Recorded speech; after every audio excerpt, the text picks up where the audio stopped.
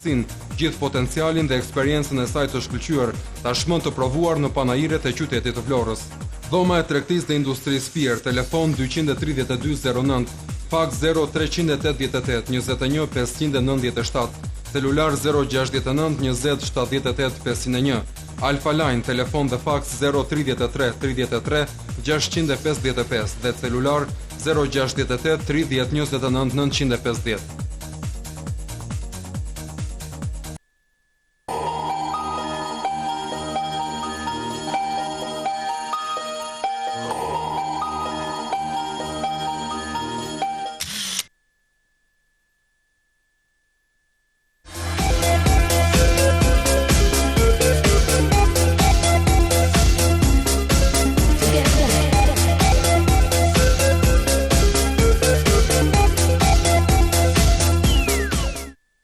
Përshëndetje nderuar teleshikues të televizionit Apollon, drejt për së drejti nga studio qendror i këtij televizioni takohemi në këtë mbrëmje në orën 21.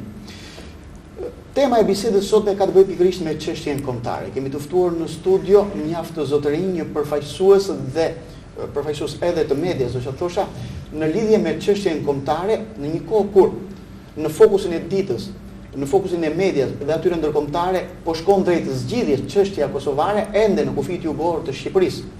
Në Ballkan është një çështje që ngjitet pikë pyetje dhe kjo çështje ka të bëjë pikërisht me Çamërinë. Për të diskutuar për këtë problem, pra për zonën e Çamërisë, për çështjen e Çamës, e cila ende nuk po njeh zgjidhje në kancelaritë europiane dhe njëkohësisht këtu në Shqipëri, ne kemi të ftuar sot në studio zotërinj. Zotin Hikmet Zane, publicist, analist i çështjes kombëtare. Mirëmbrëma zoti. Kemi të ftuar zotin Gafur Adili, është zëdhënës politik i Frontit të Bashkimit Kombëtar Shqiptar. Përshëndetje, mirëmbrëma zoti Gafur.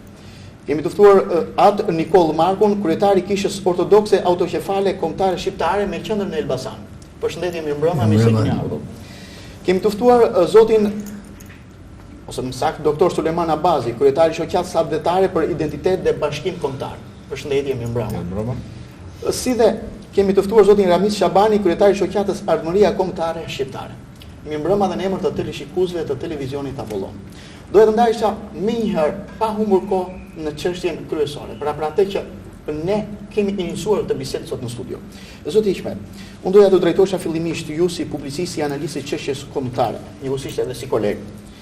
A është në rrugë të drejtë çështja zgjidhja e çështjes kombëtare Çame dhe ku është ngërçi? Ku qëndron ngërçi? Tash faleminderit për pyetjen edhe për preferencën që më bët. Unë desha të them që në fillim që vetëm në rrugë të drejtë nuk është. Nëse do të flasim për rrugë të drejtë, do të thotë se duhet të jetë planifikuar diçka shumë e rëndësishme. Puna e parë që unë tregohem kaq kritik ndaj qëndrimeve që mbahen ndaj çështës Çame, e kam fokusin tek ai fakt se ende në strukturën e platformës kombëtare shqiptare nuk ka një strukturë të tillë. Ka një akademi që flet vetëm për gjëra akademike dhe as pak shqiptare. Ka një politik që ka frikë në trajtimin e çështjes Çame. Ka një diplomaci që është më shumë me dorashka ndaj kësaj çështje dhe ka treguar atë impotencën e vet në marrëdhëniet për trajtimin e kësaj çështje. Ndërkohë që ka dhe një opinion i cili vjen i trashëguar nga një kohë kur shqiptarët u ndanë në kosovar, në Çam, me epitetet e tyre të ndryshëm, në vlonjat apo lap, në muzikar e të tjera e të tjera. Domethënë, mendoni tash se si është në çfarë fokusi ndodhet çështja Çame. Realisht ne kemi një shoqëri politike adhetare Çamëria që është themeluar këtu e 15 vjet përpara, që ka një kryesi, ka një drejtim, por dashi duhet kapur prej brinjësh. Brinjët e kësaj pune janë strategjia që duhet të funksionojë. Realisht kemi disa gjatë 15 viteve ka një dy qëndrime të mëdha. Ka një qëndrim përpara vitit 97, po e quaj si një pikë referimi këtë, i cili nisi jo vetëm me formimin e shoqërisë Çamëria, por edhe me një qëndrim të shtetit shqiptar në vitin 1994, ratifikuar dhe në parlamentin shqiptar dita e 27 qershorit 1944 hyri në historinë tonë kombëtare si dita e genocidit ndaj shqiptarëve të Çamërisë nga shovinizmi grek. Realisht është një ditë që është për të përgëzuar për iniciatorët, për ata që e bën këtë gjë dhe vërtet i dhanë emër kombit, por është për të shënuar fakti tjetër se mbas 1997-s gjithçka ka qenë thjesht. Realisht, sa herë që vjen 27 qershori, asnjë politikan, asnjë diplomat, asnjë shtetar apo pushtetar nuk merr pjesë në atë përkujtim dinjitoz që i bëhet çështjes Çamit. Dhe aq më keq akoma që ky 27 qershor nuk është konceptuar ende qëndron si një ditë që kush e di pse është vendosur. Në fakt ajo ka një histori, sepse 27 qershor nisi ai genocid i tmerrshëm mbi popullatën çame në Parantri. Pra, nga qëndron pikërisht tek politika shqiptare. E para punës kemi të bëjmë me një politikë që nuk dim se çfarë politike bën, ose kush na e bën politikën. Sepse të mos festosh në kuptimin mos ta kujtosh, mos ta përurosh këtë ditë genocidit, thotë të heshtësh për një padrejtësi kombëtare. Në fund të fundit kemi fjalën genocid. Brenda atij epiteti të 27 qershorit është futur fjala genocid. Ne kohët e fundit kemi marrë vesh dhe ju si kolegu im, edhe gjithë ne këtu, gjithë opinionit di që Këshilli i Evropës ka marrë një rezolut për dënimin e genocidit komunist. Mbas dënimit të genocidit nazi-fashist, po e quaj të tillë, nazi-fashist, dhe ka një genocid edhe komunist. Por mbi shqiptarët, veçanërisht mbi këtë popull evropian, rëndon dhe një genocid greko-serb, sepse grekët bën genocid në 44, serbët e bën në 99, gjatë gjithë kohës që e përfunduan në 99, dhe nuk ka asnjë dënim nëse për Kosovën, vetë kosovarët gjetën zgjidhje, gjetën mirëkuptimin, ndërsa për Shqipërinë Çamëria dhe për Komitetin Çam ka mbetur një pikë e errët dhe fatkeqësia qëndron se tashmë strukturat e shtetit duket se janë kapur peng. Janë kapur peng nga politika helenizuese që përdoret në të gjitha format nga shteti fqinj që kemi. Unë do t'i drejtohesha në këtë rast edhe zotit Gafur Adili si dhënës politik i Frontit Bashkimit Kombëtar Shqiptar. Në një kohë kur kolegu sapo foli, pra kolegu Zane sapo foli dhe e kapi në aspektin e ngërshit politikës shqiptare, unë doja të dija përballë kësaj çështje, ç'është Fronti i Bashkimit Kombëtar Shqiptar dhe në fund cili është misioni në këtë rast duke përfshirë kryefjalën në çështjen Çamën. Fillimisht ju përshëndes juve dhe përmes jush gjithë teleshikuesit televizor Apollon. Gjë rastin që për herë parë të realizoj të them ca pika apo me thënë ca fjalë të vogla rreth plafonit të Frontit të Bashkimit Kombëtar Shqiptar. Fronti i Bashkimit Kombëtar Shqiptar është një formacion politike ushtarake. Pa dallim krahime, feje, ideje që lufton, vepron dhe punon për një Bashkimit Kombëtar Shqiptar. Ky front është themeluar në Tiranë në korritin e 2003 dhe vitin e kaluar ka mbajtur kuvendin e dytë. Deri këtë kuvend nuk kanë qenë kryetari të frontit, dhe kuvendi i dytë jep zëvendës politik Fronti i Bashkimit Kombëtar Shqiptar.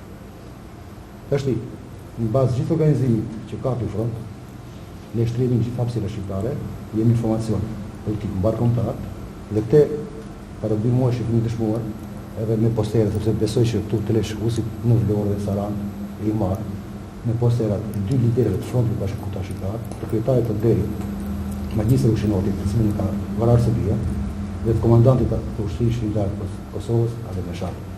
Pra, përmes këtij aksioni politik, Fronti i Bashkimit Kombëtar Shqiptar, i partitë kombëtare, fillimisht Kombi Shqiptar dhe pastaj edhe partitë kombëtare janë bërë me që këtë rast jemi shumë të organizuar si shqiptar, pavarësisht se problemet vazhdojnë të ekzistojnë brenda kombëtar, por jemi informacion mbar kombëtar dhe këtë rast nuk e kemi në plan të lejojmë që në fatet të shqiptarëve të luajnë ashtu siç kanë luajtur deri deri sot.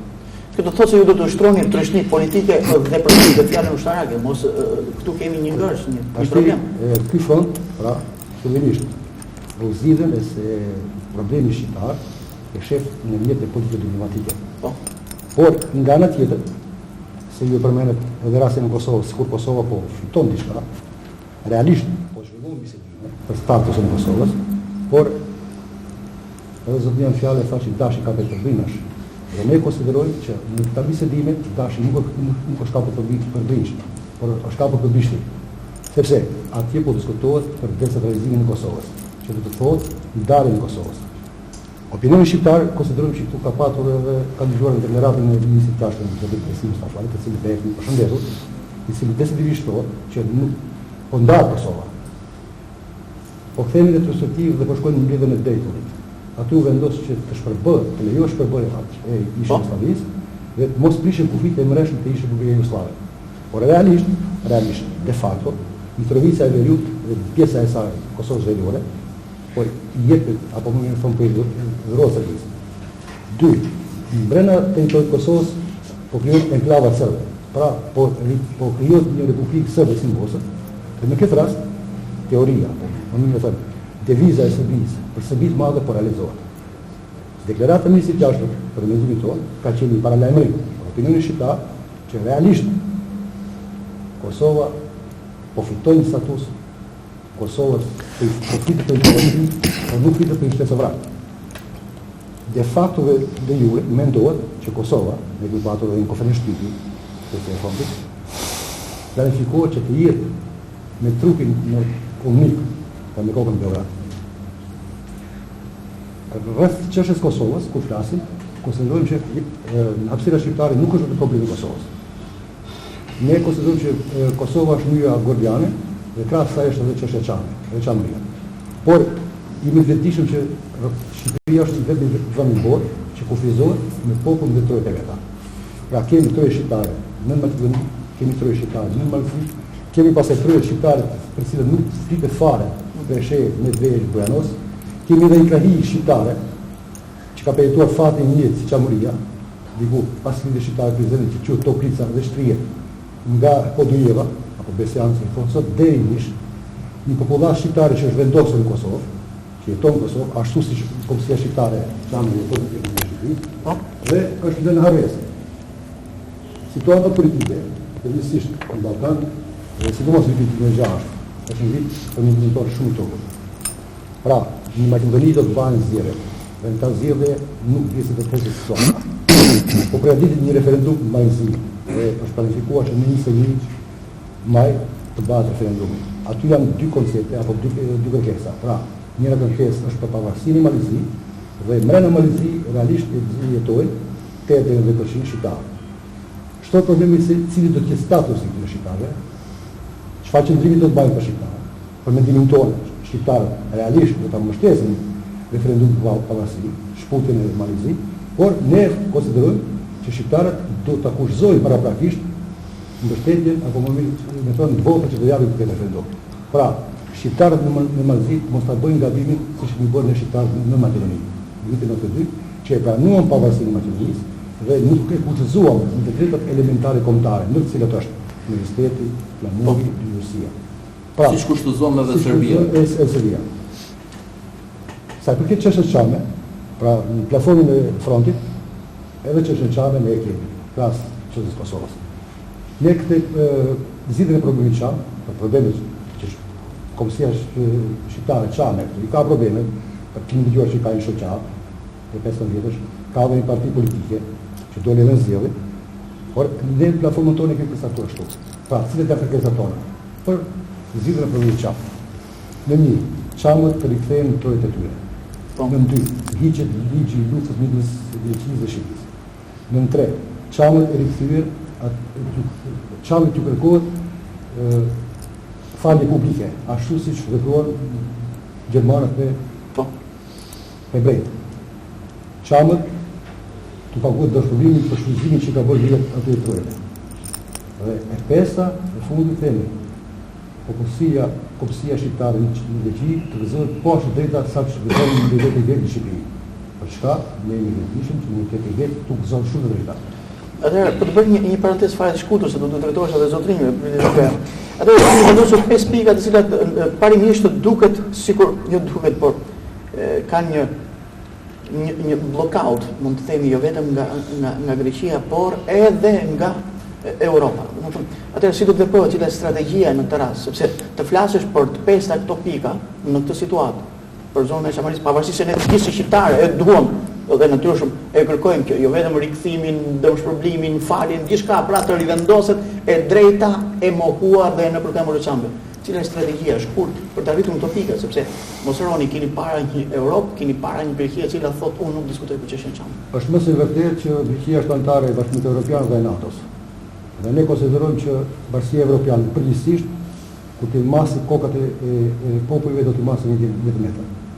Në qofse është kryer një gjenocid në popullsinë shqiptare, çame, këtë vetë Bashkimi Kombëtar do ta dënojë. Paraprakisht. Ne kemi dëgjuar që kohët e fundit është folur që në një ligj gjykata e lartë greke u merr pronat popullsisë çame. Kemi dëgjuar edhe zëra të tillë që thonë që të dëshpërblej vetëm këtë pendekë. Duhet bëjmë disa dallime në shqiptarë. Çka janë pronat dhe çka janë trojet. Ne do të kërkojmë që Kombësia Shqiptare çame të kthehet në trojet e veta. Sepse askush nuk ka kompetenca të shefit në trojet shqiptare. Unë desha të shtoj nëse më lejon zotëri. Po, në rast të parë, të gjitha kjo strategji që thotë zoti Gafur është shumë e vërtetë. Në rast të parë ka një element numër 1, është të bërë një genocid. Dhe ky genocid kërkon një qëndrim politik për të dënuar genocidin. Dhe dënimi i genocidit zgjidh të gjitha problemet që vijnë pas kësaj.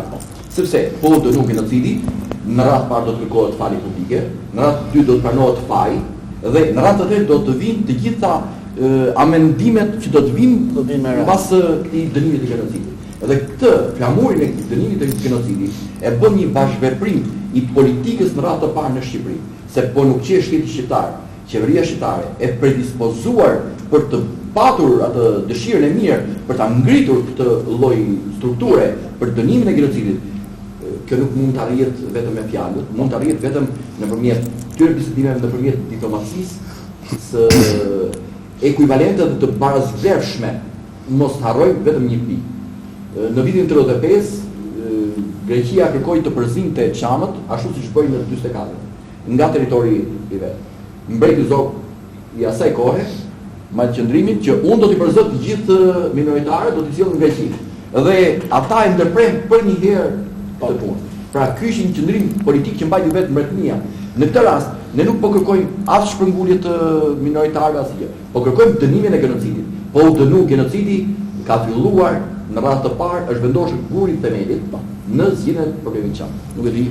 Po, faleminderit, unë do të drejtohesha në këtë rast dhe atë Nikollës. Atë Nikolla, kisha juaj është dalluar të paktën për autoritetin dhe me vetësinë e saj. Në këtë aspekt, në çështjen kombëtare, cili është roli i kishës, domethënë në këtë aspekt, i kishës që ju përfaqësoni? Faleminderit që na dhat mundësinë të themi sonde këtu përpara televizionit juaj Apollon, mendimet tona që janë shqetësuese për të gjithë shqiptarët dhe desha ta vazhdoj bisedën në historinë e një kombi, edhe pjesa e historisë së klerit është pjesë përbërëse shumë e rëndë, si tush, në aspektin e veprimtarisë. E rëndë them sepse jemi rënduar shumë nga kleri i huaj. Kisha jonë e Elbasan është një kish shumë e vjetër, është 4 shekuj më parë, është një kish e cila ka tradita që dalin në plan edhe përveç misterit, mistikës së shenjtë, del në plan dhe çështja kombëtare. Pse kleri e ka lidhur në çështjen kombëtare? Kleri ortodoks, bëjmë fjalë, e ka lidhur me çështjen kombëtare, sepse ne duke qenë si një popullsi e vogël dhe duke pasur fqinj shtetet të cilat gjithmonë kanë pas qëllime agresive ndaj shtetit ton, atëre populli besonte shumë dhe musliman të krishterë dhe nga shumë besime të ndryshme kanë qenë kompakt njëri me tjetrin, kanë bërë lidhje familjare edhe kështu që kemi ekzistuar, domethënë, nga sulmet dhe rrebeshët e korave. Pra kisha e Elbasanit sot që unë drejtoj është një kish që është në vazhdimin e amanetve të martirëve të kishës ortodokse apo të qepale kombëtare të Shqipërisë. Po. Në shekuj janë vazhdimet e mësimet e arkitektit dhe themeluesit të kishës ortodokse shqiptare Fanolit. Është një kishë e cila zbaton statutin e kishës ortodokse autokefale shqiptare që është i ngjashëm me të gjithë statutet e kishave të tjera në Europë edhe në botë, por këtu ka një ndryshim. Ardha e klerit huaj në gjatë proceseve demokratike në Shqipëri ndryshoi imazhin e kishës tonë ortodokse, vuri veton, vuri kultin e individit dhe ky dihet drejtuesi i kishës ortodokse autokefale Shqipërisë është eksarku Anastasia Nullatos, i cili në petku në një kleriku mendon se po kryen vepra të mira për kishën ortodokse, po përveç se bën disa ndërtime, ai po çformon dhe ka çformuar historinë e këtij kombi në rrugën e klerit. Pastaj mund të themi që ka dhe ndikime të mëdha në politikën shqiptare. Prandaj, kisha jon në Elbasan ruan të pastër figurën e një ortodoksi të vërtet që është shqiptar, që është vëlla edhe me një besim tjetër musliman, katolik e të tjerë që kanë ardhur dhe tash momentet e fundit. Pra pikërisht ne nuk duhet të them me fjalë të mëdha flamurin, por ne rezistojmë dhe do të rezistojmë dhe do të ndërgjegjësojmë gjithmonë e mëtej që një ortodoks, një shqiptar ortodoks të kuptojë se historinë ne nuk mund ta kenë ta na e shkruajnë grekët, serbët, italianët apo dikush tjetër. Historinë e këtij kombi e kemi shkruar, e na kanë shkruar etrit tanë shqiptar. Do ta vazhdojmë ta shkruajmë ne me dorën tonë dhe jo të na e shkruajnë pra kleri i huaj. Në statutin e kishës ortodokse autokefale shqiptare ka një nën që është shumë i madhërisëm. Është i papranueshëm nga kleri i huaj që kemi në krye të sot, është pikërisht nini 16, i cili në mënyrë absolute dhe jo eksplicite, shumë e pranueshme, përjashton një herë përgjithmonë në mënyrë të saktë klerin e huaj. Edhe ja që thotë, drejtuesit e kishës ortodokse autokefale shqiptare në Shqipëri, në kishën ortodokse, pra, duhet jenë me gjak, me gjuhë, komsi dhe nështësi në atë vend ku ligjëron fjalën e Zotit. Pra, kynen përjashton dhe s'jep asnjë limit, nuk jep asnjë ekuivalencë, nuk jep asnjë mundësi për të hyrë për dieni dhe të teleshikuesit do të bëjë një ndërhyrje fare të vogël. Pra në fundit ju si kish autokefale, domethënë që jeni me qendrën e Elbasan, ortodokse autokefale të Shqipërisë, ju nuk e njihni kishën autokefale të Shqipërisë me qendrën në Tiranë, pra të drejtuar nga kleri huaj dhe në fundit duket si një dakor. Shiko, këtu ka një sqarim. Kisha jon Shën Maria është krye kisha e qytetit Elbasan. Po. E si thash, dhe për nga vjetërsia dhe për nga traditat, domethënë qëndron në një piedestal historik. Ne nuk e pranojmë atë shprehjen që thatë ju pyetja juaj është shumë e drejtë, por duhet të ketë një opinion teleshikuesi. Ne jemi pjesë përbërëse e kishës mamë të Shqipërisë, por ne nuk pranojmë kreun e kishës, këshillin e kishës cili është i përbërë nga despot grek, sinodi i shenjtë, pra mësimet teologjike që u jepen fëmijëve besimtarve, pra edhe mendohet se kisha ortodokse është në një rrugë të drejtë dhe po shkon mbar. Por asnjë kishë ortodokse në Europë nuk ka primat huaj, por e keqja qëndron akoma edhe diçka tjetër desha t'i shtoj bisedës, që Anastasia Nullatos, i cilën unë nuk dëshiroj ma t'ja zej emrin me gojë, por për efekt të teleshikuesit do t'a zem, shkon në përbot, bën vizita, trumbeton me të madhe, flet, bëhet antar i Këshillit Botëror të Kishave, merr tituj të ndryshëm honofirik, as ne s'na hyn punë fare ato tituj që merr ai, edhe thotë që në Shqipëri akoma s'kan lindur shqiptar ta drejtojnë kishën. Shteti jon, ai që ishte, ai që erdhi dhe ky që është dhe ato që do të vinë, duhet kemë parasysh një gjë, që kisha greke mendon se ne mund të prodhojmë mësues, inxhinier, teknik, doktor e çfarëdo në çdo lloj fushë, vetëm pritëri nuk i prodhojmë dot, se kështu mendon kisha greke. Ne kemi pas dhe kemi akoma bi të nderuar të këtij kombi, arkitekt të famshëm të teologjisë fetare ortodokse, që e kanë shkruar me germatarta edhe me gjak historinë e këtij kombi. Pra përfundimisht unë do të them edhe mendime të tjera, por për pyetjen e juaj është kjo.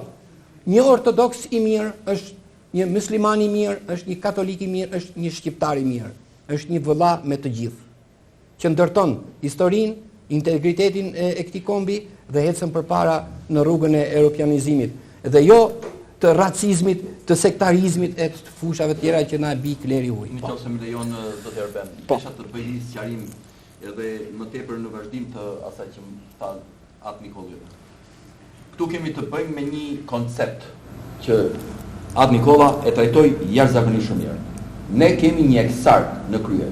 Si është e mundur që ky kryetar i kishës ortodokse autokefale shqiptare, në emër shqiptare po them, që nuk flet shqip, që nuk ka gjak shqiptari, që asnjëherë nuk e kemi dëgjuar të mbajë një qendrim si njeri i Zotit ndaj çdo shqiptari të vrarë, të rrahur, të keq trajtuar, ndaj të gjithë atyre paudhësive që janë bërë në emër që ka bërë Greqia në emër të Greqisë kundër shqiptarëve. Jo më të flas kundër padrejtësive që u bën ndaj çështës së por ndaj shqiptarëve që ndodhen, u vra një shqiptar vetëm se ishte një tifoz i mirë i çështjes kombëtare.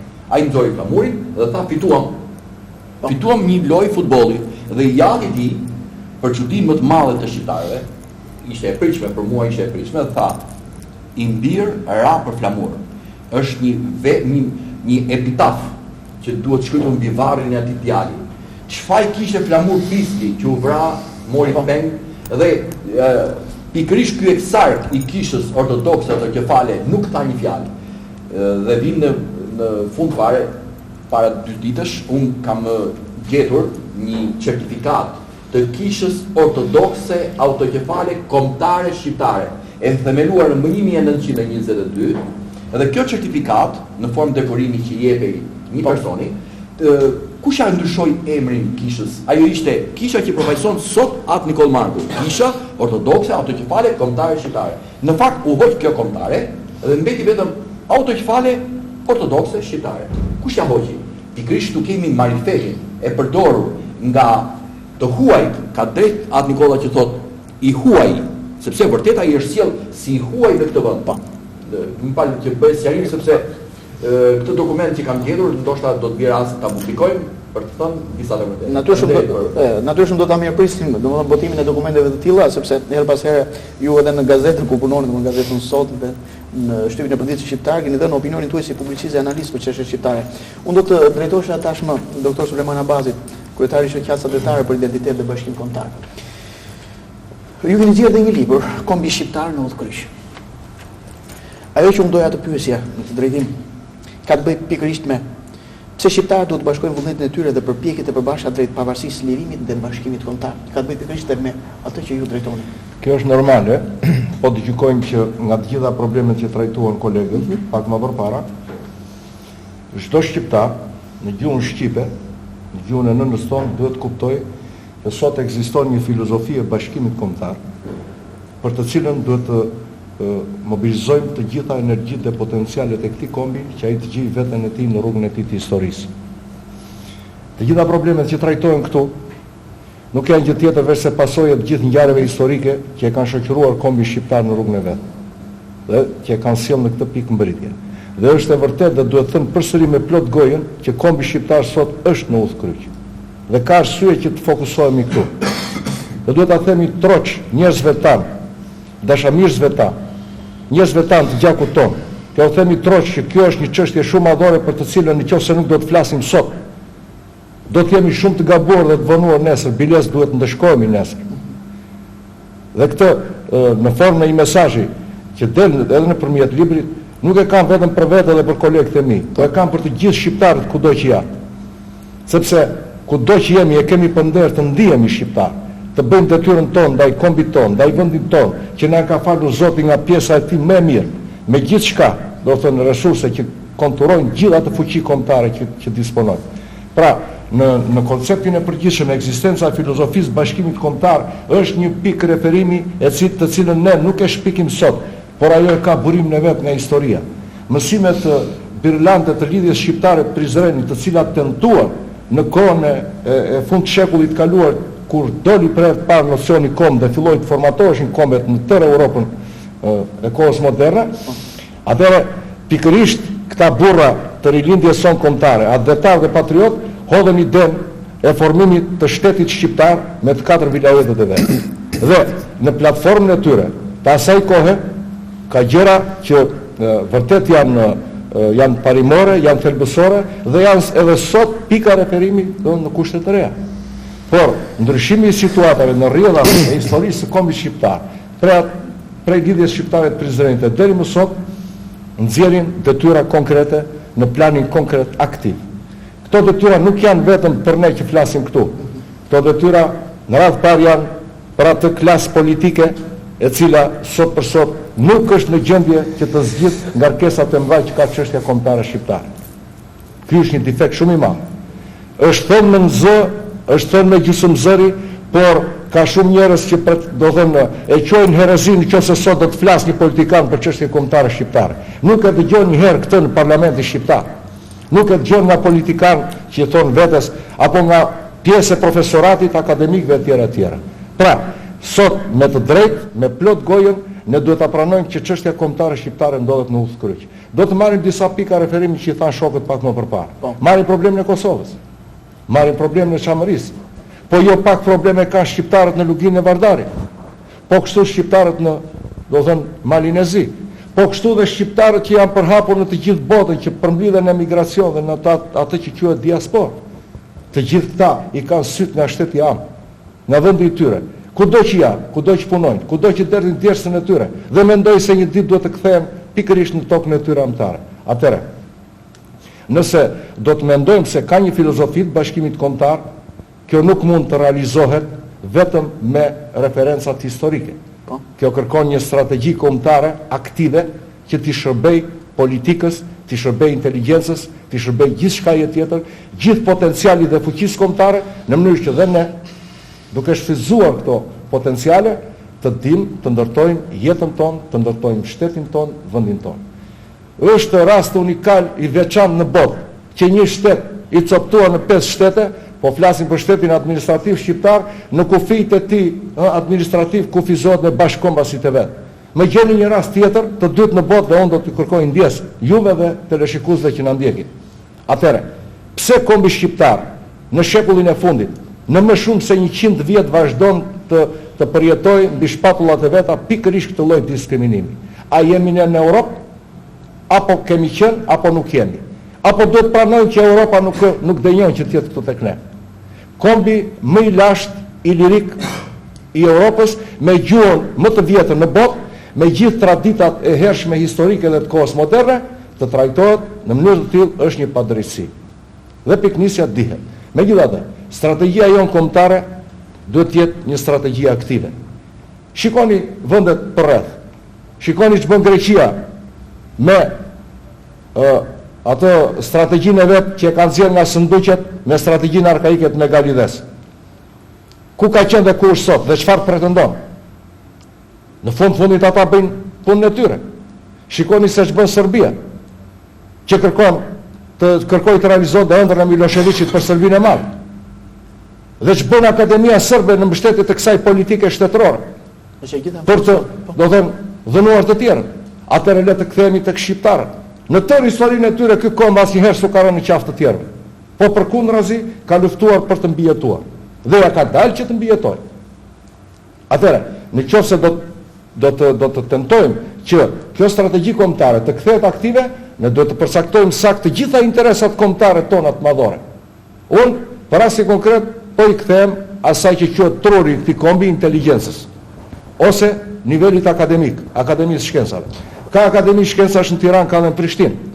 Pikërisht këtu do të bëja një pyetje për parantezë, meqense ju përmendni inteligjencë, po përmendni akademikët, bët një hapësirë të mendimit, një shtrihje të hapësirë të mendimit në akademitë e huaja, flasin për ato greke dhe ato në Serbi.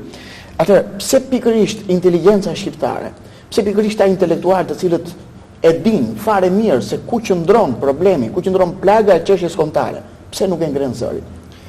E vërteta është që inteligjenca shqiptare nuk është aq pasive sa duket në aparencë. Por ajo është vënë përpara faktit dhe kërkohet me të gjitha format që t'i shplahet truri. Dhe kjo ka vite që funksionon. Unë do t'i referojmë Akademisë Shkencave. Për çështje kombëtare shqiptare, përveç se një platforme politike të vitit 98, një 40 sa faqe, e cila bën vetëm histori, nuk jep asnjë lloj zgjidhje. Atëherë, nuk është ky roli i akademisë dhe i akademikëve, që janë AIKA e inteligjencës shqiptare. Dhe që janë aq shumë. Misioni i Akademisë Shkencave përmbledhet në 3 pika kryesore, që të mos ha kohë ti përmend, por një nga këto është pikërisht ndërtimi i strategjive të zhvillimit në të gjitha fushat dhe rekomandimi i drejtimeve kryesore politikës së një shteti. Atëherë, unë gjykoj me këtë gjendje, me këtë situatë, me këto informacione që kemi në zhvillimin e rajonit gjithë hapësirës shqiptare, jo mungon. Ku do ta kërkojmë përgjegjësinë? Që janë këta akademikë që kanë mbritur në këto pika të larta, me titull profesorësh, me gjithë shka tjetër, që është investimi i këtij populli, dhe do të mos i kthejnë pikërisht i populli atë që ka paguar për ta, atë që ka investuar për ta, pse duhet shkuar në raportet me politikën deri në atë cak sa të mos cënohet integriteti i personalitetit të tij apo i titujve apo i funksionit që kryen. Po, pikërisht në të njëjtën ide, unë për të hapur edhe një dritare tjetër të diskutimit. Duket sikur ndonjëherë edhe kur Ministria e Jashtme cakton ambasadorët ose merr në punësit e saj ambasadat shqiptare, pra në punësit e saj dhe ata intelektualë të cilët kanë mbrojtur doktorata dhe që kanë titull shkencor në lidhje me çështjen kombëtare, kur vjen puna nuk hapin zërin dhe nuk flasin, pra nuk e përçojnë të lloj ide. Pyetja juaj është e drejtë, po nuk do shmangem nga thelbi i asaj që nisa, sepse ju drejtova pikërisht akademizmit shqiptar dhe inteligjencës shqiptare për të kuptuar se roli dhe misioni i tyre është tepër, do të thënë, i veçantë dhe historik. Në qoftë se nuk do të flasim sot, po e përsëris, nesër do të jetë vonë, biles do të jetë ndëshkueshme. Atëherë, pse mungon kjo kurajo? Le të fokusohemi në kuadrin e strategjisë kombëtare. Strategjia kombëtare duhet të ketë përcaktuar interesat kombëtare. Interesat kombëtare tek ne janë të shumta. Dhe çdo njeri prej tyre nuk i ngjan tjetrit në aspektin e mënyrës së zgjidhjes. Pra, duhet të ketë të veçantat e veta. Sot për sot, në çështjen kombëtare shqiptare, prioritet është interesi, do të thonë kombëtar, çështja e Kosovës, e statusit Kosovës. Mund të marrë një status Kosova sot, po ai nuk është statusi përfundimtar i Kosovës. Statusi përfundimtar i Kosovës është bashkimi i saj me shtetin Am. Dhe mënyra e zgjidhjes nuk është kjo që, siç tha zoti Adili. Nuk është kjo që do thënë, atëherë, pse në Kosovë duhet të zbatojë standardet dyfishta? Le të më jap shpjegim ai që kërkon ta integrojë Kosovën në Europë. Me teorinë e integrimit, që ka brenda plot elemente që integrimit nuk mund të zbatohet, do të thënë, nuk mund të realizohet e ardhmja e Kosovës me standarde dyfishta, për mos t'i bërë komente të tjera. Atëherë, hidhemi në problemin e çamërisë. Ajo kërkon një zgjidhje krejt tjetër, sepse këtu kemi të bëjmë me një shtet të Bashkimit Evropian dhe antar të NATO-s. Atëherë, qëndrimi gjoja moderne i shtetit grek dhe i politikës zyrtare greke, pikërisht sepse është përfaqësuese e këtyre institucioneve në raport me çështjen çame është tetë anakronik dhe i papranueshëm. Është, domethënë, me mendësi të vjetra historike. Vazhdimi në forma të tjera. Në forma të tjera. Atëherë, nuk mund të justifikohet qëndrimi i shtetit grek dhe i politikës zyrtare greke me gjoja ekzistencën e disa segmenteve që janë të ashtu quajtura shoviniste në drejtim të kombit shqiptar. Kjo është e papranueshme. Pse? Sepse rastet që tha zoti Iqmet më përpara, zoti Adili dhe vet atë Nikola, vërtetojnë pikërisht të kundërtën. Atëherë, ç'është ky qëndrim i një shteti, që pretendohet se është me norma demokratike etj, kjo nuk përtypet. Pra, marrim drejtimin tjetër të Luginës Vardarit, edhe ai është një interes kombëtar. Por unë do të thosha që interesat kombëtare janë edhe të natyrës tjetër. Për shembull, uniteti kombëtar është një interes kombëtar. Sepse ne shqiptarëve kanë synuar gjithmonë të na përçajnë, sepse kështu mund na sundojnë dhe të bëjnë si duan me ne. Pra është një interes kombëtar prioritar. Do të marrim elementet e strategjisë sigurisë kombëtare. Pra edhe ky është një interes kombëtar prioritar. Pse? Sepse shikoni se ç'bën sot. Një Maqedoni është përballë dhe kur vjen puna i zgjeron dhe i plotson strukturat e saj ushtarake, i plotson me mjete sulmi, kur në të njëjtën kohë në Shqipëri, në Republikën e Shqipërisë, ka vetëm gërshër dhe këto ne, dakor, do të pretendojmë që të integrohemi, që të shkojmë në NATO, të shkojmë dhe në BE, por me dinjitet, me një strategji kombëtare, duke respektuar interesat kombëtare të kombit shqiptar. Po. Faleminderit për mendimin që dhatë dhe për atë aktivitet që diskutuat. Në këtë rast unë do të drejtohesha zotit Ramis. Zoti Ramis, Të diskutosh për të ardhmen kombëtare natyrshëm është një problem i cili nuk po mblidhet brenda një bisede dhe brenda një emisioni, një problem i cili të ha gjithë jetën në kuptimin figurativ, por dhe që të shqetëson gjithë jetën në kuptimin normal. Ideja për identitetin ton për të ardhmen kombëtare ka qenë dhe e rilindasve. Pikërisht unë do të ndalesha cili është objeksioni në këtë rast i asaj i ardhmërisë kombëtare shqiptare, objeksionin në lidhje me këtë këndvështrim. Unë mendoj se çështja kombëtare shqiptare është një obligim i gjithë shqiptarëve në tërësinë e tyre, në gjitha trojet ku ata banojnë.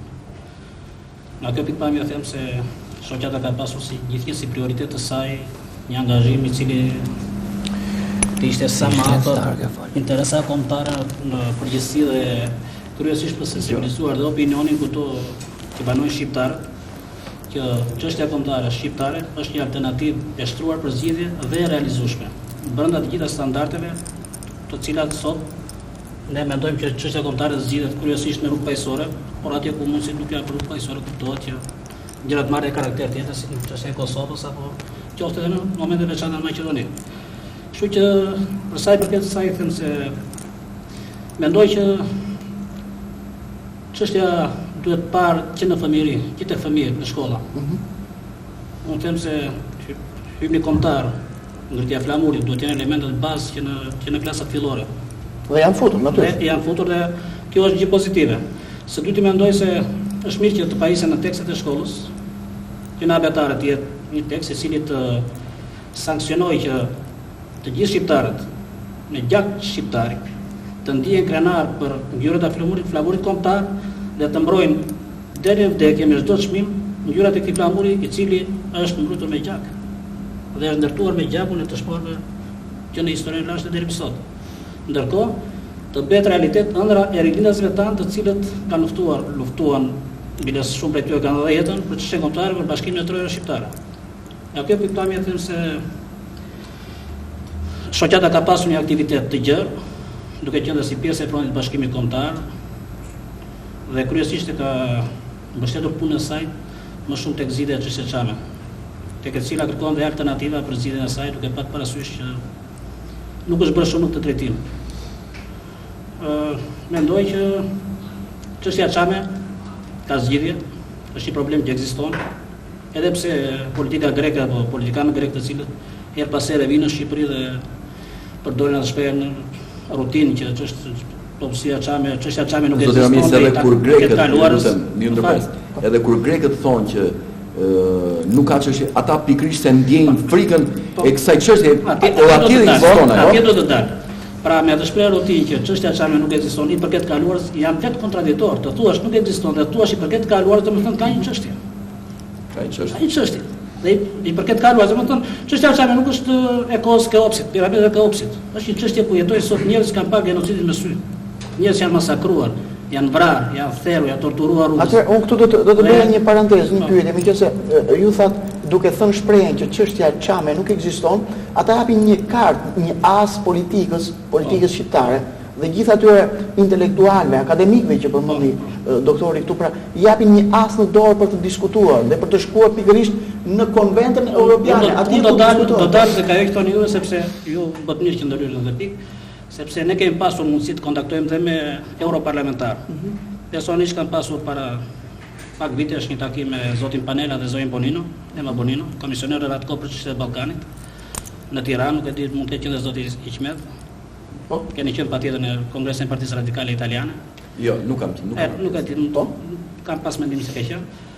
Kam komunikuar me ta personalisht sepse e njoh dhe gjuhën italiane mirë dhe në bisedë që pata me ta, zonja Bonino u shpreh se ne kemi ardhur tha për çështjet e minoriteteve, por duhet punojmë të gjithë së bashku tha për të realizuar këtë gjë, sepse i bëra prezente çështjen çame.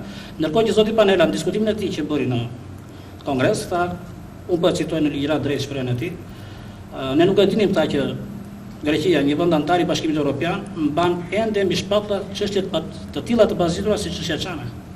Ne tha do të kontribuojmë me gjithë eurodeputetët tanë në Këshillin e Evropës që çështja çame të futet në seancë plenare. Dhe u realizua. Disa muaj më brapa kuptohet se s'mund të bëjë të nesërme, u fut në Këshillin e Evropës. Çështja çame nëpërmjet eurodeputetëve radikal italian, ka parasysh zotin Tomaso e të tjerë që kanë qenë prezent atje. Dhe Një deklaratë e zotit Kris Paten, nëse e keni dëgjuar atëherë, ishte që çështja e Çame mund të zgjidhet shumë mirë me dëshirën e mirë të dy vendeve, qeveria shqiptare asaj greke. Por realisht nuk mund të kështu. Qeveria shqiptare po tregon një mungesë të vullnetit politik për zgjidhur çështjen Çame, sepse nuk është aq e vështirë sa pretendohet që të bëhet çështja Çame. Për shembull, kam parasysh mosmiratimi i rezolutës ishte një tradhti kombëtar. Rezultat për çështjen Çame. Dhe eri mbas biseda me Nikola Gejç. Kjo ishte e turpshme. Kur gjithë ata deputetat të cilët neve jemi, përveç se jemi taksa pagues të këtij shteti, përveç se kemi kontribut të jashtëzakonshëm në këtë shtet, përveç se ne kemi përbëjmë një popullsi vitale të këtij kombi, kur I themi tani se përgjithsisht, të mos ketë një interesim vetë shteti shqiptar, shteti tanë. Kjo është e tmerrshme. Prandaj po them sepse ka një strategji politike që po shkon drejt Athinës. Është një akuzë rënd. Po le të jetë akuzë rënd. Hapë shkollë greke në Imar. Mjetet greke shkruajnë që u realizua një ëndër që mendoi se do ishte shumë e largët. U realizua shumë shpejt. Kemi aleanca për shkakun që mund të bëjë shumë një aleancë ndërmjet dy forca politike në Imar. Vjen në krye të bashkisë Vasil Bollano, deklarohet grek. Plot greqisht, ma fjalën greqisht në Imar dhe deklarohet minoriteti grek I Imarës. Imariotët janë shqiptarë, puro shqiptarë. Me gjak të pastër shqiptarë. Pra politika shqiptare nuk ka ndikuar pozitivisht në zgjidhjen e çështjes. Duket se nuk I pëlqen të merret. Po mund të shtoj diçka për mendimin tim që konsideroj që pacientë kombëtare di fare mirë të ndrimin grek, sepse nuk më merr meje që ata mos ta shohin plakatën që është përpara parlamentit grek, ku janë vendosur në qytetet shqiptare. Aty është Gjirokastra, Saranda, Vlora. Dhe të vesh plakatën e parlamentit qytetet shqiptare, të cilën ata e quajnë Voriopir, është pretendim territorial ndaj shtetit sovran. Agresion. Dhe nëse shqiptarët ngrihen zërin në momentet e caktuara, si në rastin konkret problemi i Çam, kërkojnë të kthehen në trojtë e tyre. Pra, të zonë drejtat elementare, të zonë gjitha minoritetet që ekzistojnë në botë, sipas konventit ndërkombëtar, kjo nuk I mësohet popullsi Çame. Dhe pse do kjo? Sepse kam bindjen e patundur që po të kthehen Çam, popullsia e Çamit, që jeton këtu në Republikën e Shqipërisë, po ka shkallën në Turqi Çam. Edhe ato do të kthehen trojtë e tyre në Greqi. I kemi 2 milion arbanitas. Dhe sikur të hapet plasa e parë fillore në fshatat e qytetit të Çamërisë, aty do të fillojë flitë gjua shqipe dhe greqia do të jetë shqiptare. Dhe te e di fare mirë greqia dhe e di fare mirë realisht sa. Problemi për mendimin tonë, qëndron te ne dhe shqiptarët. Edhe profesori Teodori Mira tha, dhe gjithë përgjithsisht, sepse slavët gjithmonë në historinë e tyre dhe grekët kanë përdorur armë më të mirë. Sulmi është mbrojtja më e mirë. Ata dhe sot e kësaj dite vazhdojnë me sulmin Voriopir. Të njëjtën politikë përdor edhe Serbi, kundër Kosovës, siç e thënë më herët, kërkojnë decentralizimin, kërkojnë pra Kosovën ta riceptojnë. Nëse tre shqiptarë u riceptojnë në 13 vjet, 45 u riceptua Kosova historike, sepse një pjesë e saj u dha Serbisë, një pjesë e saj Malizisë, një pjesë e saj Republikës Armiziale së Makedonisë, tashti po bëhet riceptimi I tretë. Dhe politika shqiptare, për mendimin tim, nuk është realiste. Nëse ne ndiejmë një pakënaqësi në politikën shqiptare, përgjithësi gjithë hapësira shqiptare, themi pse këtij popull nuk I tregon realitetin. Dhe kur përmend deklaratën e zotit Mustafa, e përmend vetëm një pas saj, se ai realisht tregon diçka. Tashti, në këtë pjesë konsideroj që ne si popull historikisht kishim zhvilluar politikë defanzive dhe realisht gjithmonë listat tona kishin qenë luftambrojtëse. Kurse armisht ta, sepse po t'i themi historisë brava që në kohën e Ilive, ku kanë qenë trojtë lire, dhe ku arrit në shqiptarë një shtet 23 km2, ku ky shtet është 123 km2, Shqipëria reale. Dhe edhe ky shtet, pra, sipas politikës që ne po ndjekim si shqiptar, defanzive, armisht ta pretendojnë që edhe këtë shtet të receptojnë. Konsiderohen, prodhur Bashkimi Kombëtar Shqiptar, konsiderohen që është urgjente, edhe doktori e tha, sipas strategjisë, që 2 akademitë e shkencave, në Tiranës dhe Prishtinës, fillimisht të bëjnë bashkimin e akademisë, një akademi shqiptare. Dhe konsiderojmë që është më së urgjente që ne shqiptarët do të marrim një kuvend mbarkombëtar, ashtu siç ishte kuvendi I Lidhjes Shqiptare Prizreni. Pra, në atë kuvend, aty pastaj të bëhen planet dhe projekte strategjia. Se po të shikosh... Shkurtimisht lutem sepse dhe koha e emisionit është... Po të shikosh, të gjitha zotrinë kanë një tendencë si përfaqësues të bashkësive që ata përfaqësojnë, kanë tendencën e fjalës kombëtare. Pra kërkohet një organizim i natyrshëm i çështjes kombëtare, i trajtimit të çështjes kombëtare. E problemi i parë, problemi i dytë. Zoti Ramis tha diçka, ne shohim një agresion ndaj kombit shqiptar. Si e shikojmë këtë? Konkretisht, vjen Nikola Gage, futet në Shqipëri sa herë që do. Sa herë që ai i vjen përmbar. Nuk flet ose mund të takoj fshehur azi. Njerëz nga më të ndryshëm, mund të japi porosi nga më të ndryshme, të cilat çuditërisht skalon shumë kohë dhe shpërthejnë. Dhe shpërthejnë dhe politika, shteti, qeveria heshtin dhe bëhen palë. Në këtë drejtim, kur flitet për çështjen Çame, këtu ka një shoqatë.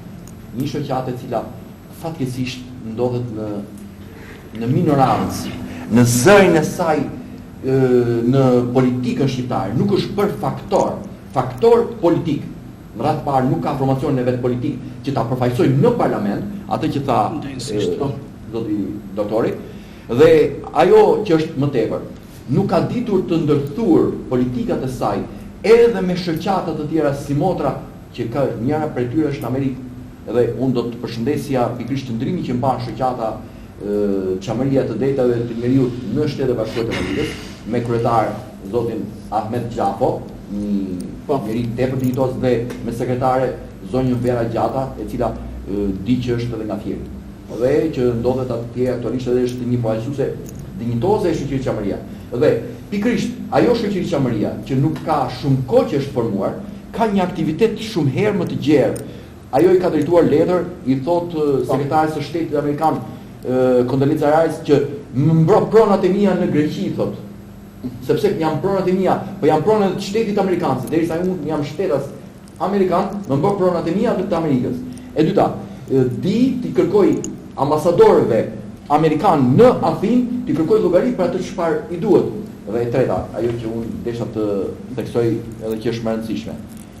Kur unë thash që ka një shoqatë Çameria që vepron si minorancë, kjo duhet të kthehet në një leitmotiv, këtu duhet të bjet burive kushtrimit, këtu duhet të ngrihet i madh i vogël, sepse kur ai Vasopasha tha se feja shqiptare të Shqipëria nuk donte të mohonte ortodoksin apo muslimanizmin apo katolicizmin. Jo, e bëri atë shqiptar, futuni në shpirtin tuaj shqiptarizmën, atë ndjenjë të madhe për cilën ne po luftojmë sot, se do vi një ditë që do na kujtoni, dhe erdhi dita vërtet ta kujtojmë me nderim atë burr të madh. Shoqëria Çameria duhet të ketë shkruar strategjinë. Kush është strategjia? Nuk ka strategji të shkruar. Nuk le të flasim, foli zoti Gafur, tha duhet kthehen në trojë. Ne nuk kemi në radhë të parë, nuk kemi gjetur lobingun e dur për të ndërhyrë në qeverinë shqiptare, sepse që ka arritur puna sikur qeveria shqiptare është një qeveri e huaj ndaj Çamve. Jo, ne nuk jemi as jemi shqiptar. Po. Atëherë, çfarë kishit për të shtuar doktor Sulejman? Normalisht nga këto që trajtojmë, do të kuptojmë një gjë, që jemi të rrethuar nga kombe, të cilët gjithmonë na ka rënë në qafë, dhe ne kuptojmë që në aspektin e qëndrimit dhe strategjive të tyre ka një dominim të nacionalizmit agresiv, i cili në të gjitha drejtimet shprehet dhe jep efektet mbi kombin shqiptar. Duke parë qëndrimin edhe të shtetit grek, po siç ndodh edhe në Kosovë, nga politika serbe, do të fokusohem paksa direktu tek problemi që shtroi Hikmeti për çështjen e Çamerisë. Problemi i Çamerisë do filluar nga vetja.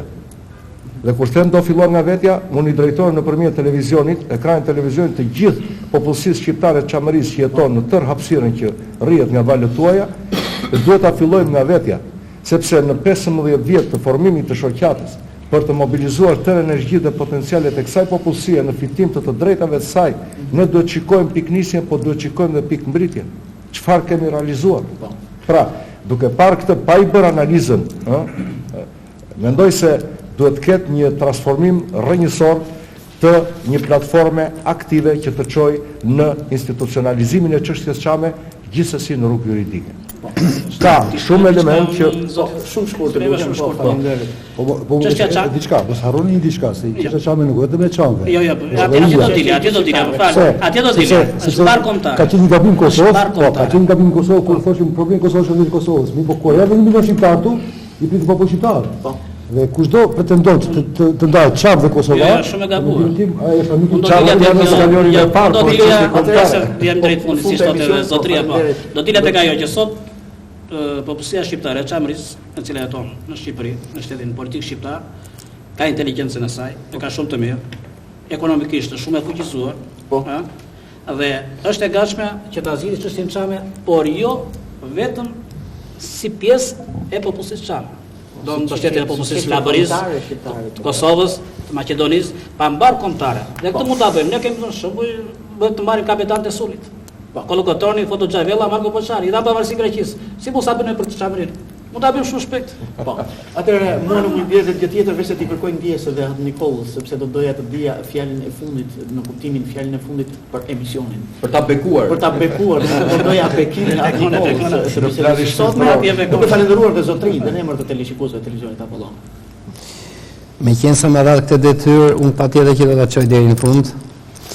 Si klerik që jam, shkrihem me ju, jam një vëllai juaj, ju uroj televizionit juaj, këtij emisioni sonde të jetë një apel për gjithë shqiptarët, se ne nuk kemi ardhur këtu sonde që të nxejmë shpirtat e shqiptarëve, por të ndërgjegjësojmë, të kemi një material cilin ne në vazhdimsi do vim her pas here këtu t'ju ja bëjmë të ditur shqiptarëve, të krijohet bindja se tek ne ekziston dashuria e vërteta dhe bashkimi i të gjithëve.